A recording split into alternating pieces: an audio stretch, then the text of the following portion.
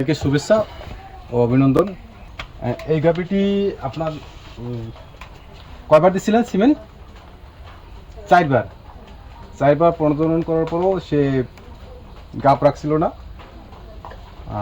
শেষে আমাকে ফোন দিছে, ফোন দেওয়ার পর আমি আসছি দেখি যে মানে গরু হিটে আসছে প্রচুর। পরে মালিকের কাছ থেকে জানলাম তার ইতিহাস, যে আগে 4বার সিমেন্ট দেওয়া হয়েছে কিন্তু প্রজনন করানো হয়েছে কিন্তু গাপ থেকে নেয়। পরে তখন আমি একটা নতুন বলতে কি আমরা এই টেকনিকটা মাঝে মধ্যে ব্যবহার করে থাকি, যে নতুন বকনা যে হিটের শেষ পর্যায়ে দিলে কাজটা ভালো করে। তাই আমি তখন দেখলাম যে মিউকাসটা খুবই তরল অবস্থায় আছে। তাই আমি তাকে বলে গেছি যে বিকেলে এসে প্রজনন করাবো।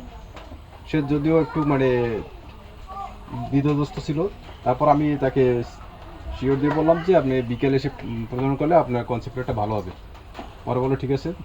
আমি বিকেলে এসে আমি প্রজনন করাই। তখন মলাটা মোটামুটি একটা মিউকাসটা মোটামুটি একটা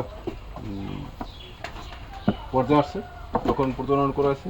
আর তারপর আমি বলে গেছি যে এখন সিমেন্ট দিয়ে গেছি, যদি সকালে আবার হিট থাকে বা তরল বেশি ময়লা ভাঙে তাহলে সকালে আবার সিমেন্ট প্রয়োগ করবো।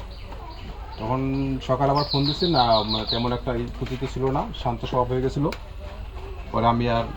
পরে বললাম যে ঠিক আছে আপনি 21 দিন দেখেন, 21 দিন করবেন। তাহলে 21 দিন, এখন 4 মাস চেক আপ করা হয়েছে, বাচ্চা আছে। আপনারা যারা নতুন এই কাজে আছেন তারা এই টেকনিকটা অবশ্যই ব্যবহার করে থাকতে পারেন। ভালো থাকবেন। আর আপনাদের খামারি ভাইদের উদ্দেশ্যে একটি কথা থাকবে আমার, যে আপনারা গরু হিটে আসার সাথে সাথে ডাক্তারের সাথে পরামর্শ নিন। যে আপনারা অনেক সময় করেন কি, যে হিটে আসার একদিন হয়ে যায়, তারপর ফোন দেন যে এখনই আসেন, কিন্তু আপনারা অবশ্যই ডাক্তারের পরামর্শ নিন। পরামর্শ নেওয়া এই কারণ লাভটা হবে কি, যে আপনারা যে গাভী হিটে আসার আমরা সাধারণত 12 থেকে 18 ঘন্টা একটা নির্ধারণ টাইম ঠিক করি, যে 12 থেকে 18 ঘন্টার ভিতরে 6 ঘন্টা থাকে, ওই সময় সিমেন্টটা দেওয়ার আমরা উপযুক্ত মনে করি। অনেক সময় এখন এটা আরও আপডেট হইতেছে, তাই আপনারা নিজেরা যতই বোঝেন অবশ্যই আপনারা ডাক্তারের পরামর্শ নেবেন। ঠিক আছে।